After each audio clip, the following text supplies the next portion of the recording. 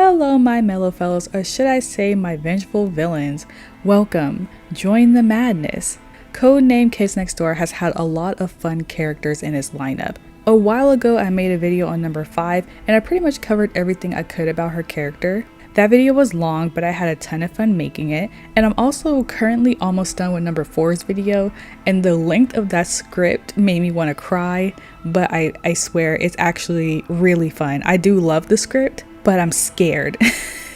I do not want to edit that at all, but I kind of can't wait to put it out. I don't know. But in the meantime, I still miss doing KND content. Even if I'm not ready to put out my number 4 video yet, I still want to make some content about it. And since I was thinking of the kids next door, it got me thinking of other characters besides the main characters of Sector V. And somehow, my mind landed on Mushi. I wanted to include her in my number 3 video I have planned, but I have so many thoughts on her specifically that I don't want to just mush her in with number 3. So I figured that she deserved her own video. Mushi started off as a sweet little sister of number 3. She was the typical annoying little sister at first. However, as the show progressed, she became more and more unhinged, ultimately turning into the youngest villain in this show. The question is, how did she get to that point? Was she always like this, or did vengeance slowly start to consume her as time went on? To find out, let's go back to the beginning and see what turned her from sweet to bitter. So as always, sit back, relax, hide your forks and rainbow monkeys as we do a deep dive on Mushi Sanban. Mushi is number 3, aka Kuki's little sister. She is a kindergartner who usually just tags along with her older sister. She isn't part of the KND and doesn't seem interested in becoming an operative either. From first glance, she is a happy-go-lucky sweet girl who absolutely adores her sister. She dresses like number 3, she acts like number 3, and they have all the same interests. Mushi considers Kuki to be her best friend and vice versa, so it's safe to say that they are really close as sisters. I love watching them sing the Chicken Nugget song together along with Lizzie. That was iconic. Cher has competition. I think that Mushi and Kuki's sickly sweet bond was at first a nice contrast to Abby and Kree's rocky relationship as sisters. However, it turns out that their bond might not be as genuine as they originally portrayed it as. So let's start from Mushi's first episode and work our way from there to make sense of everything. Mushi's first appearance is in Operation Space. Sector V is on their way to the moon base or a resupply mission. Number 3 brought her little sister Mushi along because their mom had to work.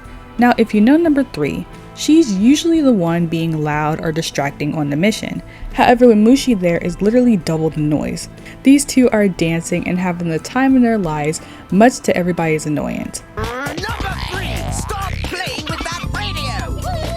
They're already rigging the roles by allowing Mushi to come on the mission, so the least Mushi can do is behave. Number 3, however, basically tells him to deal with it because her mom put her in charge of Mushi, so wherever she goes, Mushi goes. They proceed to hug and continue being super affectionate with each other. Something that disgusts number 4. Were you ever that stupid with your sister? You're joking, right? They stumble upon an abandoned ship giving off a distress signal. Turns out, this ship is a KND prison transportation bus, obviously used to transport prisoners. Number 1 tries to get in contact with the ship, but there's no answer. So he decides to investigate in case someone needed help. Mushi, being messy, starts saying that maybe space aliens ate their head, so that's why they're not responding. Maybe spooky aliens ate their heads! Now on first watch, that's not too out of place for a kid to say. Obviously they're in space, there's going to be aliens, right? That seems normal. However, that's a strangely morbid thought for a 5-year-old girl, and the fact that she kept repeating it throughout the episode is something worth side-eyeing her for. It's almost as if she enjoyed freaking them out. And if you think that that is a reach, just stay with me and you will see why I would think that. Number 1 called her ridiculous, saying there's no such thing as aliens, which is canonically not true considering the existence of the galactic kids next door, but he doesn't know that right now. Anyways, that's besides the point. Before Nigel can finish calling her ridiculous, Mushi's little badass starts messing with the controls. The ship goes out of control and this girl is giggling her butt off as everyone is being tossed and turned around the ship fighting for their lives. She ended up crashing and totaling the ship, stranding them in space. Mushi just went from annoying to a safety hazard. And to make it worse, after she crashed the ship, this girl was still laughing and she said, "Let's do it again. This little girl is crazy. You almost killed everybody." Cookie was about to scold her sister for stranding them in space, but she quickly forgave her in the span of 5 seconds. What did I tell you? Oh, yeah. Do that again, please! Absolutely not! Well, she did say please. The fact that Mushi shows no remorse or felt any responsibility for crashing the ship shows her overall lack of empathy. She didn't even apologize or seem to feel bad about it. And again, if that seems like a reach, you need to stay with me throughout this entire video. I'm telling you, it's on purpose. Then to make things worse, number 3 enables her and doesn't hold her sister accountable for the crash landing. Not only were they stranded, but Mushi also busted the communicator, so there's no calling for help. They had a serious situation here, and what does Mushi do? She starts dancing and singing like nothing happened. Dance party! Woohoo! Aren't you glad I brought her along now? Mushi was obviously getting on number 1's last remaining nerve. However, out of respect for number 3, number 1 restrains himself from blowing up at Mushi and instead asks his team for ideas. Number 5 suggests that they board the abandoned ship and salvage the fuel drive to use for their ship. Number 1 agrees with her and decided to bring number 2 and number 4 along. He leaves number 3 to stay with her sister and left number 5 to basically be in charge of those two. Mushi wanted to go along too, but number 1 said absolutely not for obvious reasons. Mushi then kept bringing up the head-eating aliens that might be on the ship for some reason. But what if the aliens eat your head? Oh, there's no such thing as head-eating aliens! Even though number 1 didn't believe her and insisted that there's no such thing as aliens, Mushi ended up freaking out number 2 and number 4, which is no surprise. These two are the known scaredy cats of the group. So they decided to bring along some helmets and weapons to protect ourselves. This was supposed to be a simple resupply mission. And with that all sorted out, the boys go out looking for the fuel drive and the girls stay behind to guard the ship. The reason he left number 5 in charge is because number 5 has the most patience out of everybody on the team. She can handle both number 3 and Mushi's antics without hurting their feelings.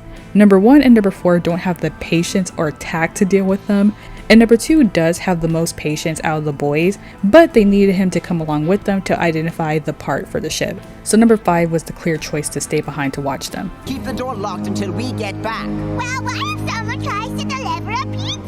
Can we get the door then? Whatever, come on guys. Back on the ship, Mushi and Cookie are having a little dance party. Completely ignoring the dire situation they are in, they hear the doorbell and they're excited, thinking it was pizza. Cause that totally makes sense for pizza to be delivered while they're stranded in space. Anyways, number 3 goes out to get the pizza and she was immediately locked out of the ship. Even worse, something snuck inside before locking her out and stole the ship in the process, with Mushi and number 5 on board. Back to the boys, they were unable to find the part they were looking for. It seems it was already removed before they got there. Suddenly, they hear noises before a couple of shadowy figures appear out of nowhere, appearing to be aliens coming to eat their head. Space aliens! When I tell you that they hauled ass out of there, Nigel ran faster than both of them. He was out of there and he said he didn't believe in aliens. Apparently he believed today. He was gone. However, before they could escape to the ship, they see that number 3 has not only been kicked out of the ship, but that the ship has also been stolen by somebody with number 5 and Mushi still on it. Speaking of, let's check in with those two.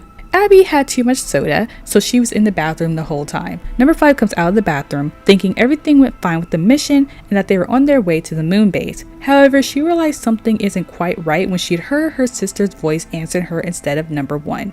It's been a while since I rigged up a food processor fuel drive. Yeah, you always were good with the 2x4 technology. Number 11. My name is Cree. Once Abby realized it was her sister Cree, she provoked her by calling her number 11, which if you don't know, that is Cree's old number as an ex-KND operative. If you want to learn more about that, check out my video on number 5 where I go into detail and it's a whole thing. Anyway, this angered Cree, and she reiterated the fact that she is not a part of her KND Kid Club anymore, and she's with the adults now. Sure, girl. The last time we as the audience saw Cree, she was being arrested and taken to the moon base. It turns out that K.A.S.T.L.E's master plan was to get caught on purpose to be transported directly to their headquarters.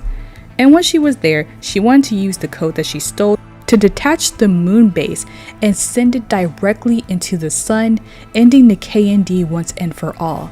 Which I said in a number 5 video, but I will say it again, is a completely deranged plan. She is talking about taking out a bunch of children by sending them all into the sun. Insanity. Anyways, however, this plan failed because the pilots were stupid and they ended up blowing the engines. And of course, she was stranded in space until they came along. While she was monologuing, Mushi then cuts in to ask K.A.S.T.L.E, There's fucking space aliens? Hey! Why didn't they eat your head? Number 5 took the opportunity to sneak attack her sister while she was distracted. They threw hands and Mushi started cheering, calling it a funny fight. Yay! Funny fight! She played some action music to go along with the fight and sat back and enjoyed the show. Mushi was very entertained watching this go down. Like, girl, you are in danger. As K.A.S.T.L.E was about to shoot Abby into deep space, Mushi stops the fight, seeing that K.A.S.T.L.E was being completely serious. She figured that they were just playing around, but K.A.S.T.L.E was dead ass serious about stranding her little sister into space. Are you guys being serious? Do I look like I'm fooling, girl? This is when Mushi starts her iconic sister speech about how sisters are supposed to love each other, no matter what.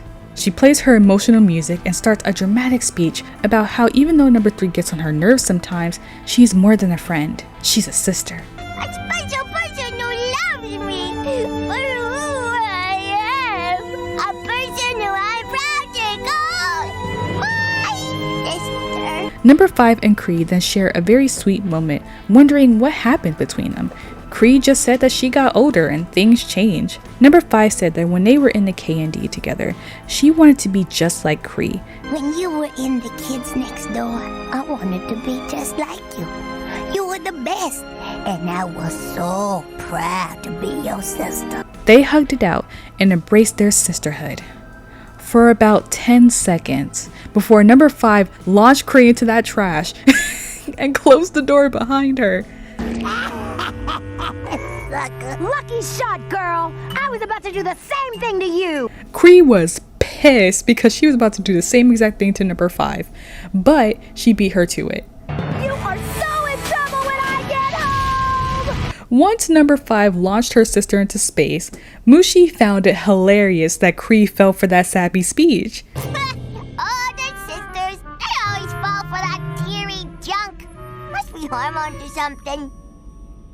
So basically, that whole speech was fake as hell and was just a manipulation tactic to give number 5 an opening. This shows just how smart Mushi secretly is and how she's very capable of emotional manipulation to get what she wants. The fact that she called her speech about sisterhood teary junk shows that to some extent she doesn't believe in anything she just said. Mushi from the start of this episode has shown to be capable of going bad. This first episode just shows her early signs of this eventual behavior. And if you think I am stretching, just give me a moment, okay? You will understand.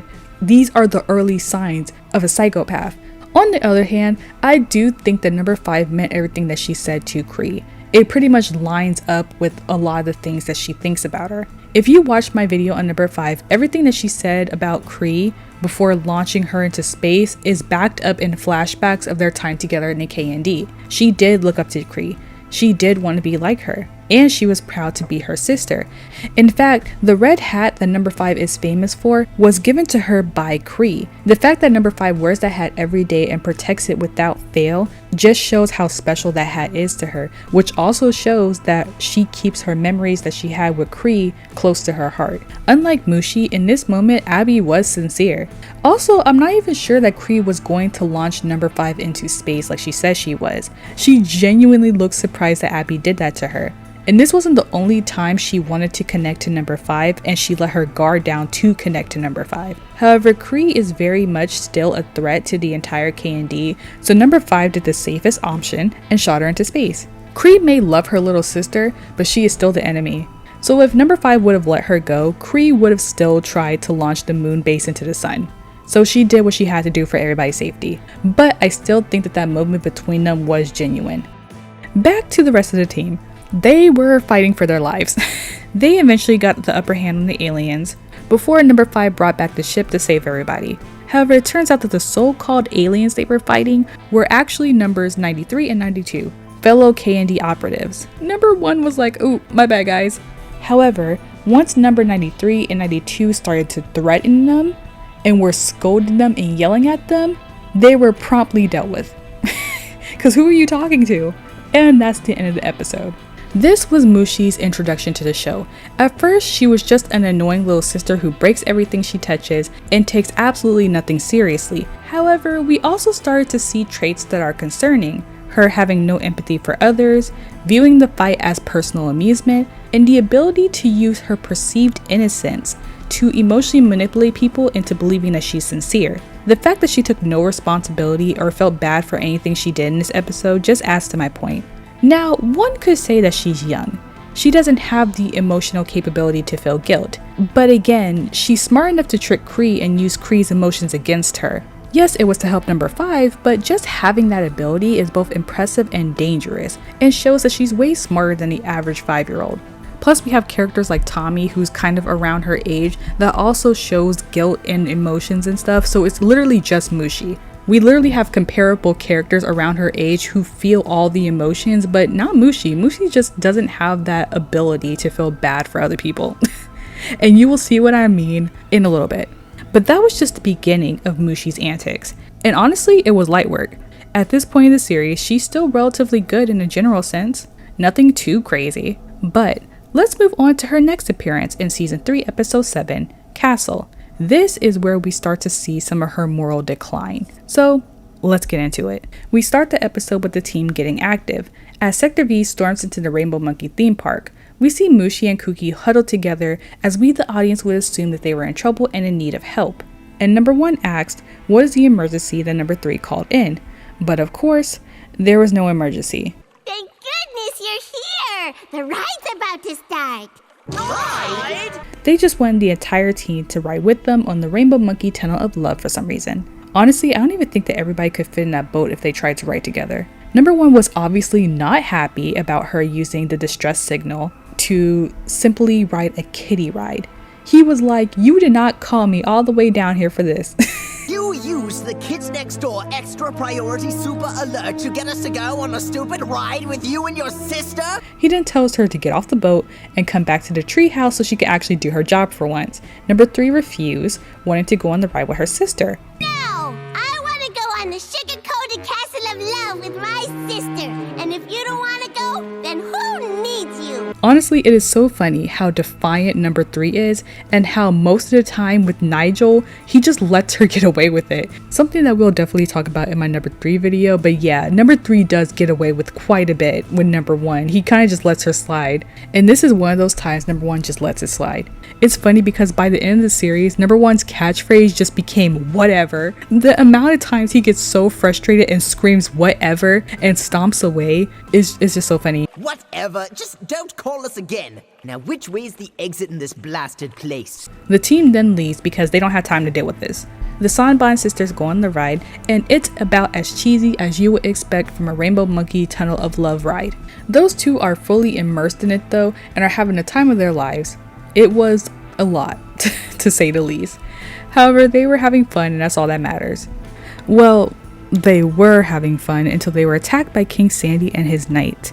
King Sandy is a villain from a previous episode. In the beach episode, he kidnapped number 3 and was trying to force her to be his bride.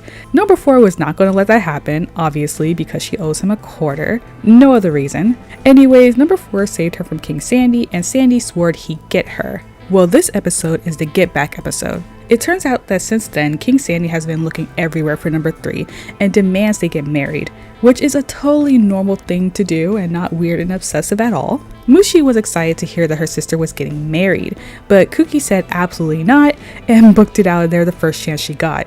Even though number 3 says she isn't getting married, Mushi is still excited that her sister is marrying a real king. Kuki corrects her and says he is not a real king, he's just some crazy kid constantly trying to force her into marriage.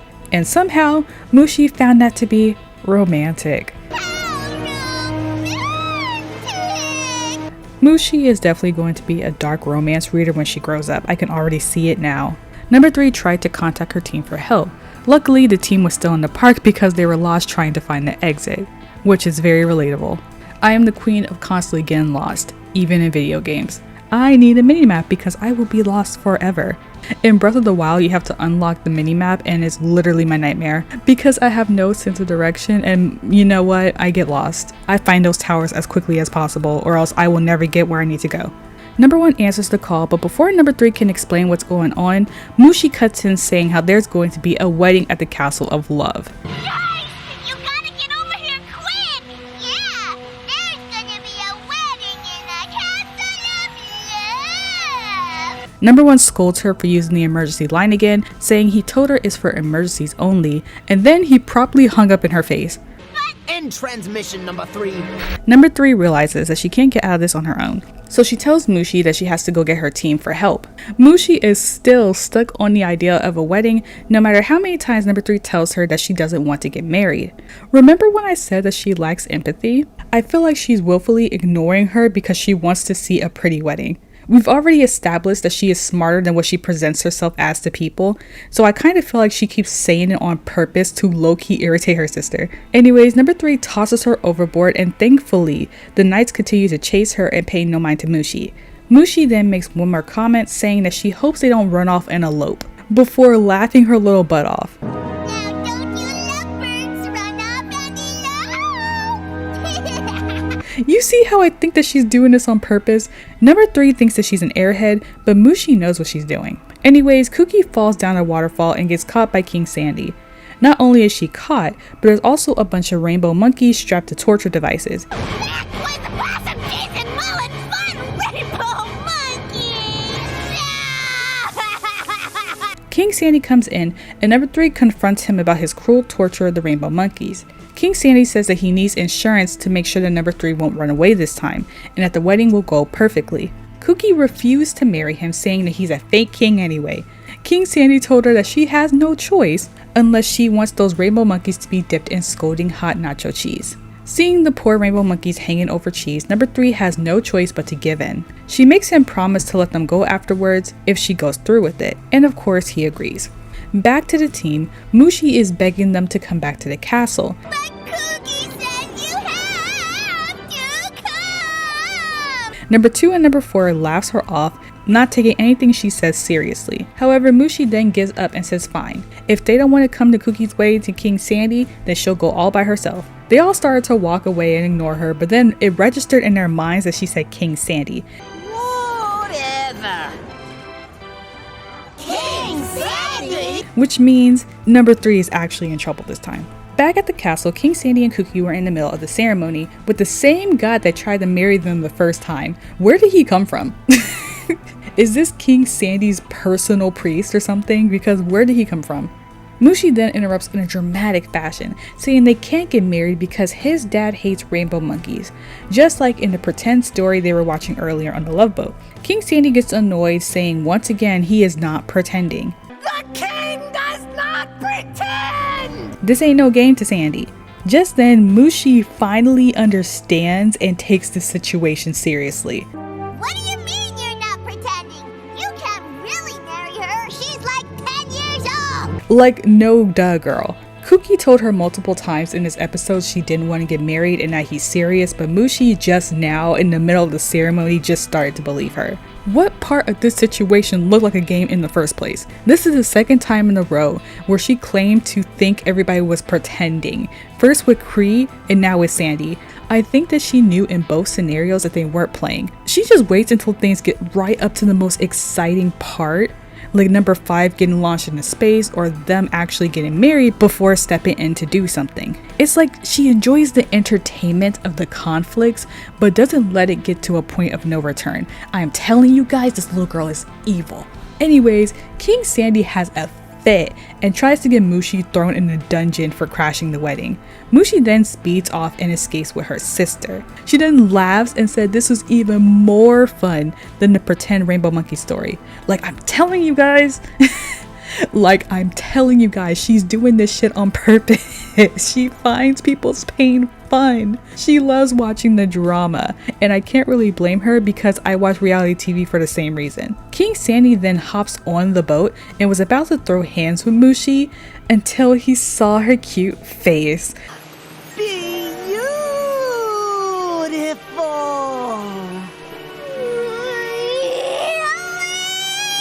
This boy instantly fell in love with her and drops his weapon. And when I tell you Mushi was eating that up, no loyalty to her sister. Plus, this dude just tried to throw you in a dungeon. He just kidnapped your sister and murdered a bunch of rainbow monkeys, but he's cool now because he likes you. Okay, I'm telling you, I know a dark romance girly when I see them. King Sandy calls her the most beautiful princess in the kingdom.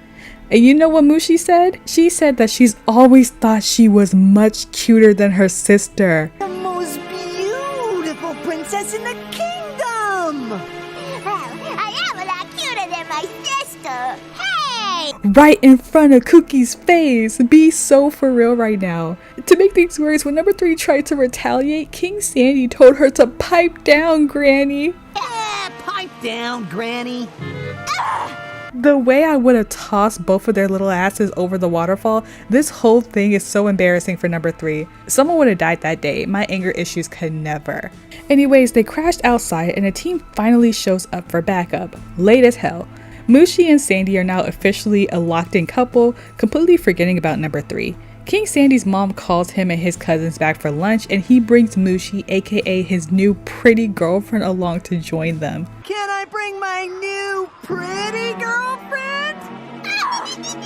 Like at this point, it's just number 3 slander. And number 2, being the funny guy he is, said that King Sandy has weird taste in girls. Number 3 had enough, and he rightfully got smacked for that comment by Wally and Cookie. Man, that Sandy's got a weird taste in girls. Uh-oh. Ow! Ow! What'd you hit me for? Nothing. They both were offended. I felt so bad for number 3. He put her through an emotional roller coaster this entire episode. In this episode, Mushi's moral greatness is more established. In the first episode, a lot of what have happened could have been written off as one-off instances, right? However, this episode reinforced a lot of the bad traits we've seen in the first episode, and now we can add disloyalty to the list of traits that she has. In the first episode, we saw that she didn't really believe in the sister speech that she performed to Kree, and now we see in this episode that lack of loyalty being put to action. If she really believed in that sister speech, then her actions would have reflected it when her sister was actually in danger. King Sandy had kidnapped and tried to force number 3 into marriage multiple times. However, Mushi doesn't care. Since he admires her now instead of her sister, then she has no problem with him. She loves the attention and the compliments she gets from Sandy and cares more about that than her very own sister. Mushi was quick to forget about Cookie and left her to hang out with her murderous boyfriend. The only thing that number 3 wanted was to hang out with her sister for the day. Number 3 even defended her in the last episode when number 1 was rightfully frustrated with Mushi. She literally went against her own leader to protect her sister. But does Mushi have that same love or protectiveness over Cookie? No, not really. Mushi puts herself first and is inherently a selfish person.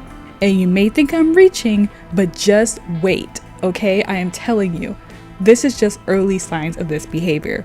Her selfishness and lack of loyalty are bad in this episode, sure. However, what if we turn those traits up to 11 and fully lean into everything we've been building on so far? If you thought I was reaching or exaggerating to fit my conspiracy theory, then let me point you to these next 2 episodes where she fully enters her villain era. First, let's start with season 4, episode 2, Operation C.L.U.E, where she goes from being just an inconsiderate sister to a full-blown menace. And if you're familiar with Codename Kids Next Door, you already know this episode. It is probably burned into your brain. This episode was one of Mushi's most iconic episodes. Most people remember this episode, but if you haven't, well, you're in for a treat. Operation C.L.U.E is one of my personal favorite episodes because it's both a turning point for Mushi and is a number 2 focus episode, which I love. I love number 2.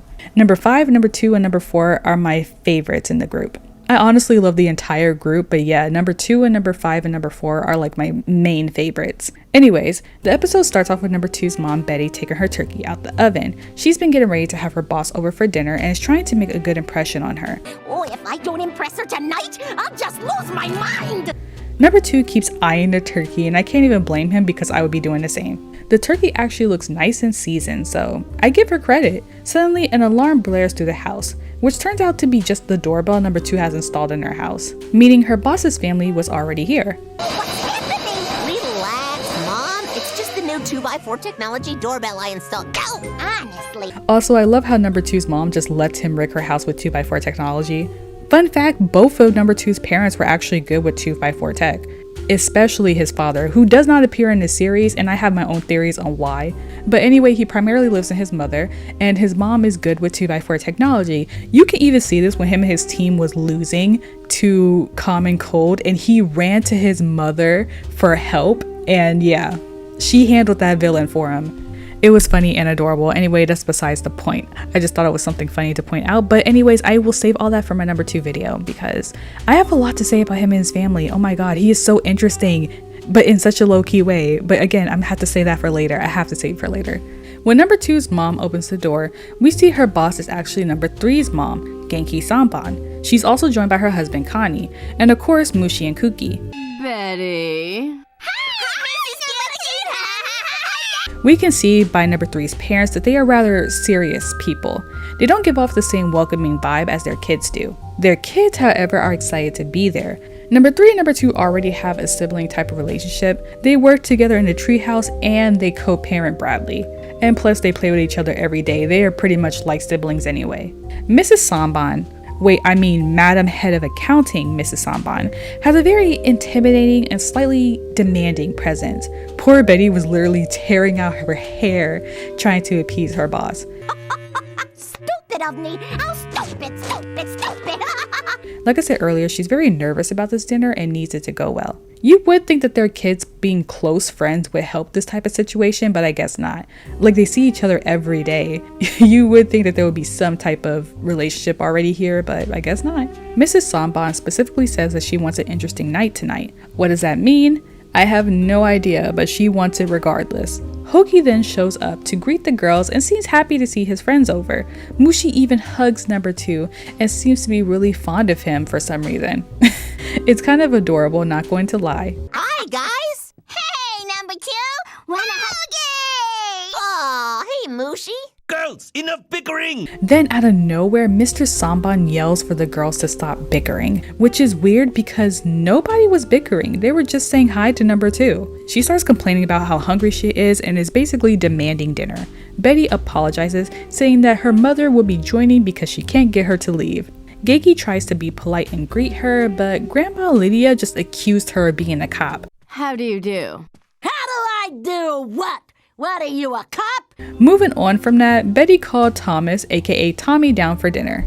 He at first refused to come down, saying that he eats alone, because during this time he has adapted his Tommy persona, which is a video for another day. It's actually a really interesting story how he became the Tommy, but again, that's for later, not for right now. Anyways, he didn't want to come down, but when his grandma yelled to bring his ass downstairs, he quickly changed his mind. Okay, Grandma, okay. I guess Grandma Lydia is the disciplinarian in this house. Honestly, I really don't see Betty being that strict. It probably does come down to Lydia to get these boys in line. Tommy takes coats while Grandma tries to take number 3's rainbow monkey to put away for dinner. However, number 3 says she brought this rainbow monkey specifically for this dinner as a party guest. Lydia then proceeds to smack the hell out of number 3 like she was Agnes Crumplebottom. So just give me the stupid doll so I can eat my turkey dinner already. Grandma, remember what Mom said about hitting the guests? Like, is this not straight up child abuse? Also, as a parent, are you really gonna let this old ass lady slap your child right in front of you? Oh my god, I would have fought her on sight. Like, who are you hitting? She is an old villain. Of course she has all the audacity in the world. Luckily, number 2 stops her, saying that she shouldn't hit guests, which makes me wonder how many people has this lady given brain damage to. I feel like she'd be smacking everybody that comes in this house. That's probably the reason nobody goes over to number 2's house, because this lady will be here to smack the hell out of you. I mean, if I was part of the group, I would absolutely hang out in number 5's house because Dr. Lee can be cooking some great little treats. I mean, Kree's there, but you know, I'd rather deal with her than to deal with Lydia. Like, Kree ain't gonna do nothing in the house. Out of all the Sector V's houses, number 5 is easily the one you actually want to stay at. You get cookies and muffins and you get to just chill. And when Kree's not there, you get to go through her room. Like, that's the place to be at. Number 4's house is also a good option because he had that pool for like one episode before they filled it in with sand. But you know, he has a backyard and that's a plus. Anyway, Hoagie shows everyone to the dining room where Betty is setting the table. Hoagie was side-eyeing the hell out of his grandma. Now, Genki was not very impressed by how this evening was going so far.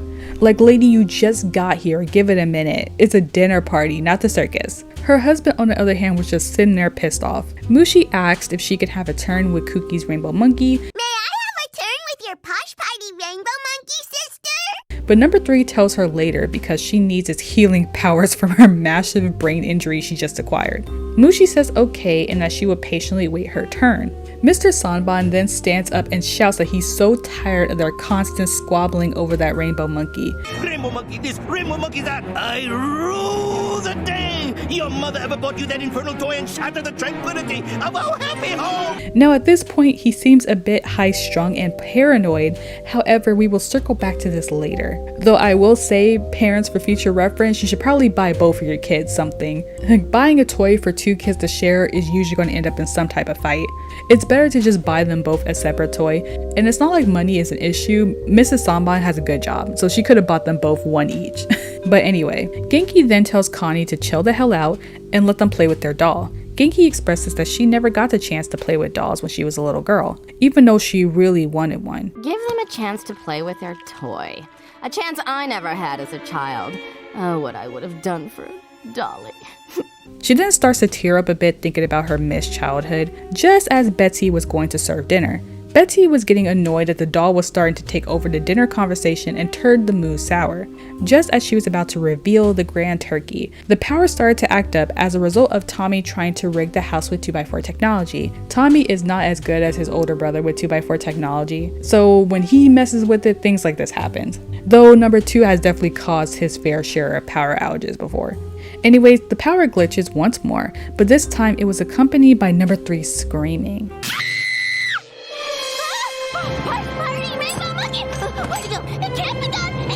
In that short time, someone snatched her rainbow monkey. Number 3 obviously started to freak out, which starts a ripple effect of Connie getting upset before being followed by Lydia.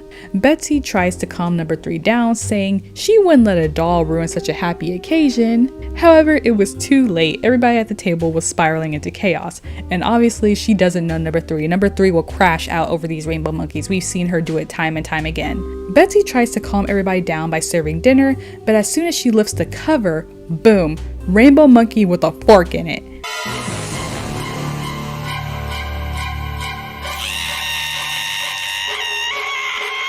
Poor number 3 will be haunted by the image for the rest of her life. A crime of epic proportions has been committed against this rainbow monkey. Whichever sinister villain did this is among this group. Betsy freaks out obviously because her turkey's missing, and Lydia is mad because her dinner's gone. Same girl, same. Number 3 on the other hand is having a massive breakdown over being traumatized by the death of her toy, and Mushi is comforting her poor sister. Where's the turkey? I'm starving over here! How can you talk about food at a time like this? Hoagie stops everything and was like, that's enough. Someone here is guilty of rainbow monkey murder, and it's up to number 2 to find out who. He puts the house on lockdown as he begins an investigation into the senseless slaughter. As he's going over the suspects, number 3 makes it very clear that obviously she didn't do it. He was about to question her, but then he smartly decided that he'd rather not risk his life like that. Well, don't look at me! I didn't do it! Or did you? Right, sorry. Tommy pouted and was annoyed that number 2 got to be detective. Hoagie just responds saying that he's the most qualified. And since Tommy spoke up, he's the first to be questioned about his whereabouts. Tommy clears that yeah, he went upstairs, but he had nothing to do with this rainbow monkey business. You're hiding something. Spill it! Tommy then hesitates before taking candy and soda out of his pockets. Turns out he was stealing, but he was stealing snacks out of Hoagie's room. Standard little brother stuff. Tommy apologizes, but number 2 wants to know why he did it. Was he hungry? Was he thirsty? Either way, Hoagie wasn't buying it. That fish is 3 days old and I ain't buying it. No, look here, boy. Sit down! Sing, Tommy. Turns out he was hungry and thirsty. The horror. Hungry, thirsty. I want the truth. I was hungry and thirsty. Grandma Lydia interrupts them, wanting to get on with this investigation so she can eat. And since she spoke up, she was next on the interrogation list. He accused her of being hungry for revenge. Hungry for revenge? No! Hungry for turkey, you crazy munchkin! Unlucky for her, Hoagie's only hungry for justice, with a confession on the side. He then moves on to accuse Betsy, noting that she was constantly complaining about the doll ruining her dinner party. Betsy breaks down, saying all she wanted was a nice dinner. Hoagie then circles back to Grandma, saying she's old and mean. Maybe she did it. Lydia then responded with damn right she's mean, as she would have done it too if she didn't have back issues, arthritis, and bunions. Hoagie then accuses Mr. Sanban.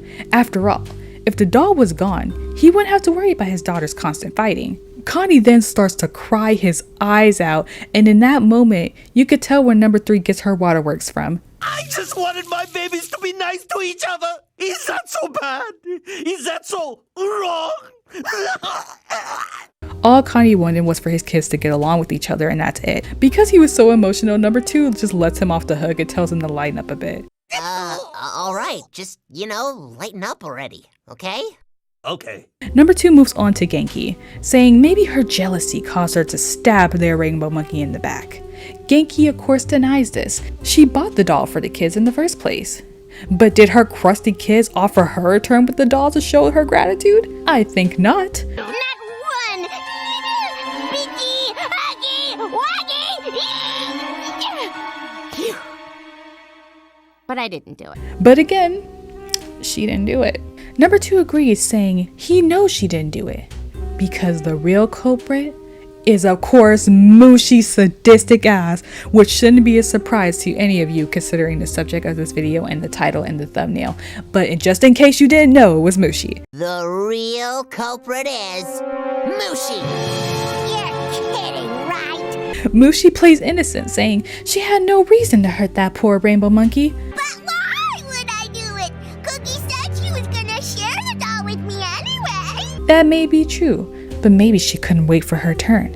We were then treated to a hilarious demonstration of what actually happened to the rainbow monkey. Mushi grabbed the doll when the lights went out so that she get a chance to hug it all for herself. However, the rainbow monkey comes with sound effects and ultimately drew too much attention when she squeezed it. And that's when you realized the only way to save yourself was to silence it. For good!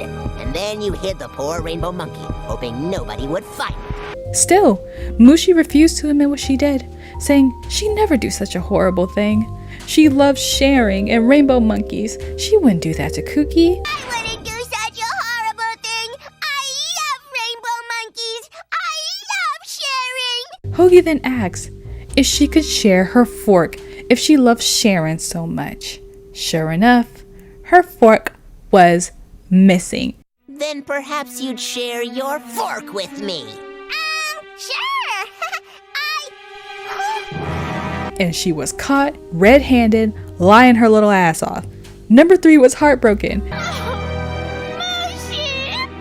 Why? Mushi then finally tells her the truth and says it was because Cookie was hogging it and was showing off how huggable it was. And even though Mushi seemed like she was okay waiting, it actually drove her nuts on the inside. You kept hogging it and showing off its huggadaciousness. It drove me nuts. Cookie apologized and admitted that she should have shared more.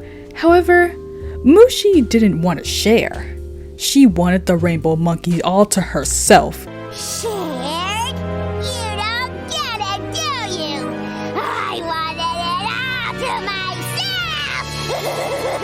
myself. She then lets out one of her first spine-chilling evil laughs as she officially enters her villain era. Mr. Sanban, take her away. Mr. Sanban takes her away, where she was sentenced to a life sentence of grounding. Mrs. Sanban thanked Betsy for an interesting evening and decided to just go out for some pizza instead. She also decided to give Betsy a promotion and a new office. It's a weird reason to promote somebody, but I kinda love it. She even tells Betsy that she can call her by her first name now, seeming a lot more friendly with her now. Anyways, Genki tells Hoagie that now he can investigate what really happened to his mom's turkey. Maybe, but discovering who ate a lemon-basted turkey with cranberry stuffing, that won't be easy. Genki then points out that Betsy never mentioned what kind of stuffing she made. And with that, our young detective was caught in a conspiracy of his own and swiftly paid the price for his crimes. I can explain, it was— You ate my turkey, you little Sherlock Holmes! Take that! Come on, get him! Take that! And with that, the episode comes to a close. Up until this episode, Mushi has shown signs of being deceitful and disloyal. However, because of her demeanor, the audience gave her the benefit of the doubt. Mushi is able to tell a lie on the fly and has the acting skills to back it up. We saw her do this when she gave that fake speech to Kree, and again now when she kept insisting on her innocence. And with the last episode we talked about, we can see that her loyalty to number 3 is only surface level. She also said that she felt superior to her older sister, both intellectually and in appearance. Her secret disdain for number 3 is so interesting to watch unfold. It started off as little hints, but for the most part she kept her feelings hidden. However, in this episode she was forced to share her true feelings, and what she shared was worse than what anybody could have anticipated. Number 3 is a genuine person who doesn't fake her feelings. She always wears her heart on her sleeve. Mushi seems to copy her older sister's persona. In reality, she is nothing like her sister. Mushi is spiteful, selfish, unempathetic, and above all, inauthentic. Simply put, she's fake as hell. At first, I was confused on why Connie insisted that they were fighting over that rainbow monkey. At first, it seemed like he was making up conflict where there wasn't any. However, he wasn't as crazy as he first looked in this episode. As her father, he knows Mushi's passive-aggressive nature. He knew that Mushi was angry at number 3, even though from the outside it didn't look that way. It didn't seem like they were arguing, but every time Kuki denied Mushi, she was internally becoming angrier and angrier. Mushi not only wanted a turn, but she wanted the whole thing for herself. And when she didn't get it fast enough, she pulled some insane stuff like this. Mushi lied so effortlessly that you almost believe her when she said that she'd never do a horrible thing like that. This episode officially marks her crossing over to the dark side. However, we have one more episode to go over, one where she truly has lost her mind, and that is the episode Operation Spankenstein. The next season, we get the episode Spankenstein. This episode is a direct follow-up to the last episode we talked about. We open the episode at the grave of the posh rainbow monkey that Mushi stabbed with the fork. The episode starts with Hoagie narrating the dinner party events of last episode. I was once at a dinner party where a little girl decided that if she couldn't have her sister's posh party rainbow monkey, then no one would. And when a certain detective caught her doing the deed, she paid the price. For her crimes, Mushi was sentenced to being grounded for life with no possibility for TV. You would think that would be the end of things, but Mushi? Mushi wants revenge. Some kids just don't know when to leave things buried. Some kids want revenge. The scene is set at the Sanban house, where Mushi is coloring in her room. We then see Count Spank-A-Lot emerge, ready to punish Mushi for her deeds. I don't know who told him about it, but he's kind of late. She's already grounded. Does she really need to get spanked too? Well, maybe the answer is yes, because she immediately traps Count Spank-A-Lot inside her room.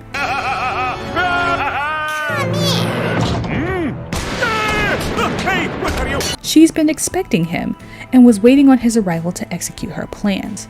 Poor Spank-A-Lot didn't have a chance. Then again, he should have just minded his goddamn business and things would have been fine. Downstairs, we see Connie making ice cream sundaes for his guests. Mushi! Enough with all the racket up there or you're grounded for double life! Genki tells her husband to relax. Since Mushi is already grounded, she thinks the least she can do is play in her room. I gotta say, from the first glance, you would think the number 3's mom would be the more strict one, but really she's the more relaxed parent. Connie is the emotional parent who both yells and cries all the time, while Genki is more level-headed and calm. Connie is determined to make the best ice cream for everybody, but when he discovers that there's no more chocolate sauce, his whole world falls apart. which is valid, I'm not gonna lie. I forgot the chocolate sauce! No! Back at the dining room, we see that this time number 2's family is the one having dinner at their house. Grandma Lydia is telling stories about how back in her day they had to eat styrofoam peanuts for dessert. She was boring everybody to death with her stories. Luckily, Geiki came in and asked if anybody would like to go to the store for some chocolate sauce. Everyone begged to go. Well, everybody except for number 2, who notably was trying to avoid getting picked. However, Genki picks him anyway. Number 2 tries to talk his way out of it, but he then got smacked by Grandma Lydia. But when he got brain damage from his grandma, he gave in and goes to the store. Grandma Lydia was satisfied before continuing her stories on how she used to eat metal shavings. We then catch up to Mushi, who seems to have the Count strapped to a machine. Count begs for his life, trying to convince her to just let him go. He even promised to not spank kids anymore, which is a lie, but he really has no other cards to play. Mushi, on the other hand, had plans for his power, just not through him. Oh, it won't be you spanking children anymore! She flips the switch and drains him of his Spanky-Lot powers, taking out the entire block in the process. We catch up to Hoagie, who's once again narrating his thoughts as he picks up the chocolate sauce. It turns out that the reason that he didn't want to go pick up the chocolate was because of his addiction to chocolate sauce. He loved chocolate so much it was consuming his life, so he had to drop it. I was hitting the sauce for breakfast, lunch, and dinner. It was like every meal was dessert for me, so I had to drop it. Drop it like a pair of dirty underwear into the hamper. Ever since then, he's been trying to keep his distance to avoid temptation, but in this case, it's just unavoidable. He heard noises in the store, but he couldn't see anyone. It was dark and nobody was working there. He left money on the counter for the chocolate sauce and went about his way. Out in the parking lot, Hoagie was stopped by Joe Beluga. Back in Operation Pink Eye, Hoagie caught Joe in a conspiracy with the school nurse. Since then, Joe was fired from the hall monitors, and now the only police work he can get is patrolling his dad's grocery store parking lot, and he blames Hoagie for his career downfall. Which, dude, nobody told you to help the nurse with her pink eye cakes. But whatever, I guess you have to blame somebody when you don't want to take responsibility. What brings you to my father's store when the power's out? Aside from hitting the sauce, that is. Knock it off, Joe. You know I'm off that stuff. Are you now? Anyways, Joe accused number 2 of hitting the sauce again, and apparently he needed it so bad he resorted to stealing from his dad's store. Hoagie denies stealing from him and tells him to check the counter. Joe sends his lackey C.L.U.E to go inside and check if there's money on the counter. After a slightly uncomfortable stare down, we hear C.L.U.E yelling from inside. Joe pulls a weapon on Hoagie, thinking he had an accomplice all along. But before he can pull the trigger, out comes a huge monster bursting out of his store. The giant rainbow monkey flings C.L.U.E across the universe, never to be seen again. Joe tries to take on the monkey, but he was quickly dealt with and spiked out of the way like a volleyball. The rainbow monkey then sets his sights on Hoagie. We see that this rainbow monkey was brainwashed to specifically attack number 2 by none other than the vengeful Mushi. I'm Hoagie Goody.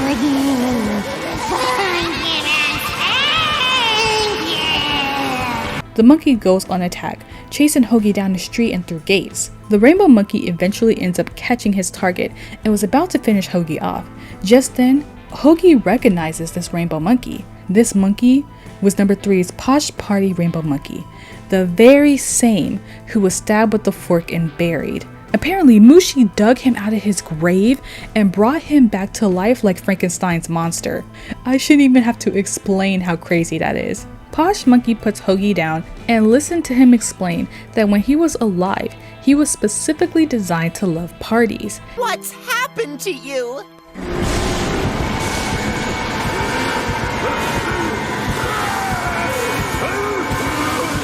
Posh Monkey's past memories of his life and death flash before his eyes. Number 2 reminds Posh Monkey that he was designed to hug and care, not destroy. He offered Posh Monkey a hug to show him, which at first the monkey was hesitant to do.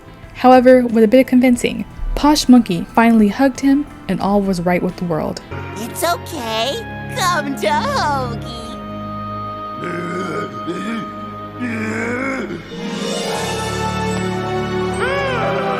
That was until Joe's punk ass hit the monkey with the sneak attack and sent the poor Posh Monkey right back into the electrical wires. And sadly, the monkey exploded and was sent right back to the afterlife. Party Rainbow Monkey! Get out of there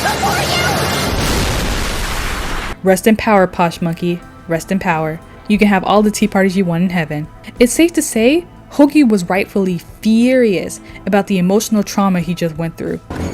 What took you so long? Did you get the sauce? Forget the sauce. I need to talk to Mushi.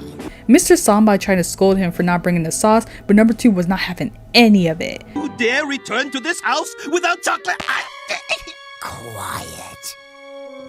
He went straight to Mushi's room to confront her for her cruelty. There was a knock at the door, and we see both Joe and somehow alive Stewie there. Joe apologizes for accusing Hoagie of stealing and brought the chocolate sauce he paid for. That's all Connie needed to hear, as he took the sauce and slammed the door right in his face. So, if you could just give this... Finally, my Sundays will be complete! Connie is so funny for no reason, I swear to God. Out of all the parents in the Codename Kids Next Door, I think Connie might be my favorite. I fear he might be my favorite. He's so mean and petty. He didn't have to do him like that. He was not trying to hear any of what Joe had to say. He just wanted the sauce, and I can respect that. Number 2 confronts Mushi about her crimes against him and the Rainbow Monkey. She admits to doing it all for revenge before attacking him herself. Why'd you bring Posh Party Rainbow Monkey back to spank me? Revenge! But I guess you can't trust a rainbow monkey to do a kindergarten job! Number 2 refused to fight her at first, but once she smacked the hell out of him, he decided to fight her just this once. Jeez, Mushi, I'm not going to fight you. You're like 5 years old. Ugh. Well, maybe I'll fight you just this once, but don't tell anyone. However, before he can throw hands, she sent a barrage of crayons his way, making him take cover in the closet. He thought he was a goner until he realized that the Count was there with him. Count Spank-A-Lot bit the Rainbow Monkey and absorbed his powers back from the stuffing. Mushi moves in to take down her op number 2 for good. Come on out, Hoagie! You can't hide from my 11 billion color shower of news! But before she could, the Count emerges from the smoke and dishes justice out to Mushi, the only way he knows how. He spanks her, obviously, if you cannot figure that out by his name. Anyway, after that was taken care of, the Count joins the family downstairs for dessert for some reason. The Count and Grandma Lydia started to compete on who had the worst childhoods, saying that they had to eat tadpoles and toenails for dessert. Birds of a feather, I guess. Honestly, I kind of ship it. They should start dating. They match each other's freaks, and I like that. According to Hoagie, Mushi got 5 consecutive life sentences of being grounded without the possibility for dessert. However, number 2, being the sweet softie that he is, sneaks her ice cream to her room anyway. Even after all she did, he was still trying to bring her some treats. Ugh, he is so nice for no reason. Number 2 is such a sweetheart, I swear. Number 5 really got herself a winner there. But you know me. I've always been an old softie. Hey, Mushi, I snuck you a sundae. Mushi? He tries to sneak her some dessert, but when he tries to give it to her, he opens the door and saw her little boyfriend sneaking her out of her room. She swears revenge on Hoagie and rides off with her evil Prince of Darkness to freedom. I'll get you, Gilligan! I'll get you when they say yes, big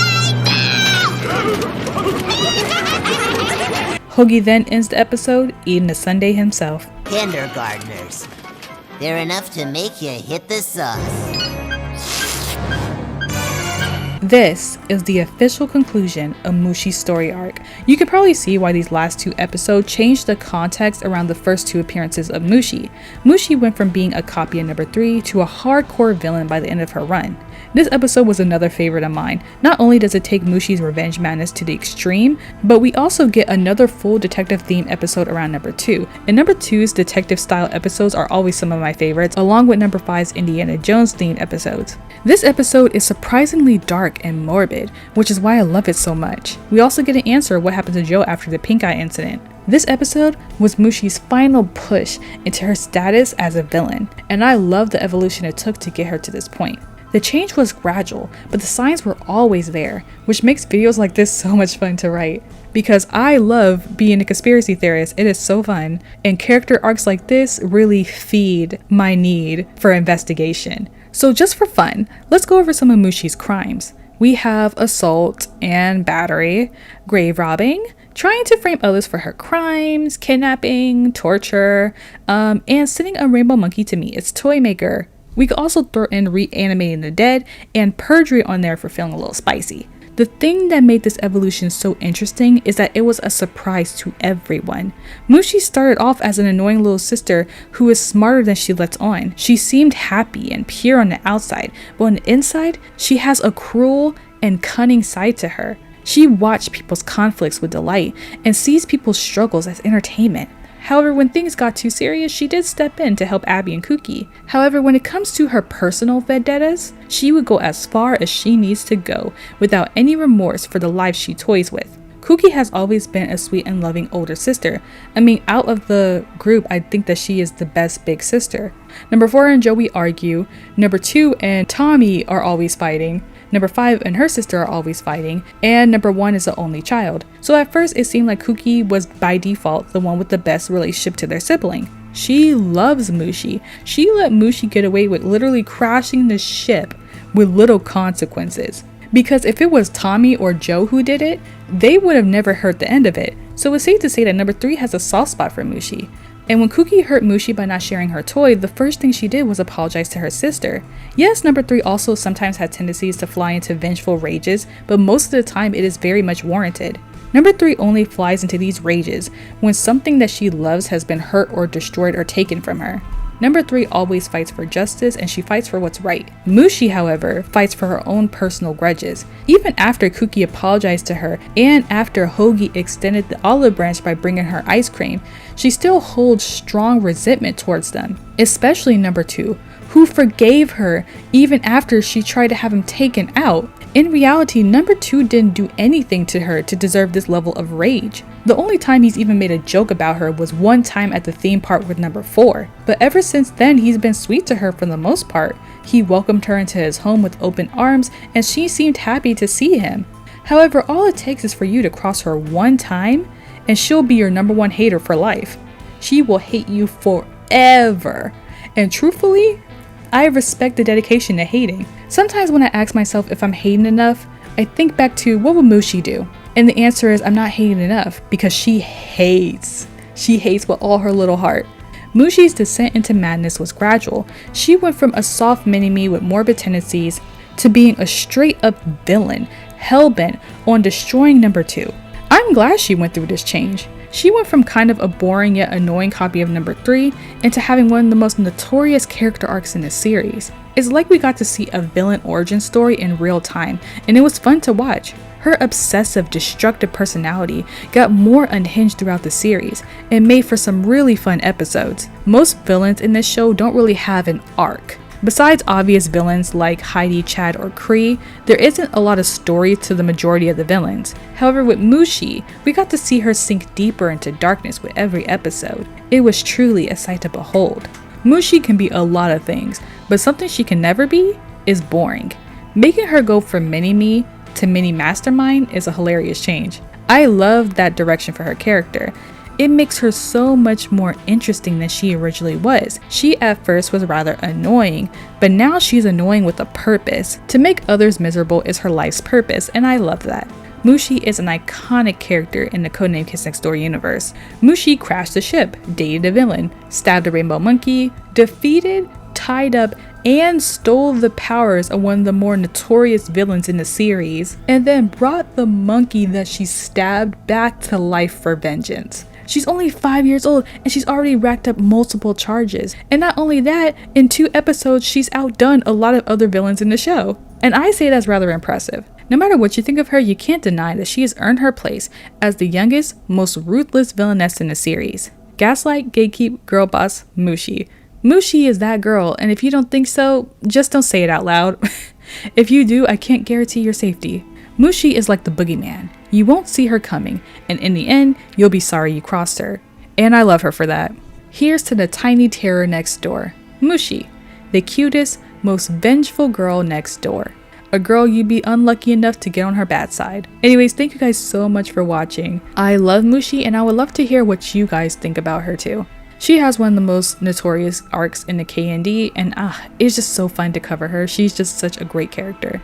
Anyways, I will see you in the next one. Bye!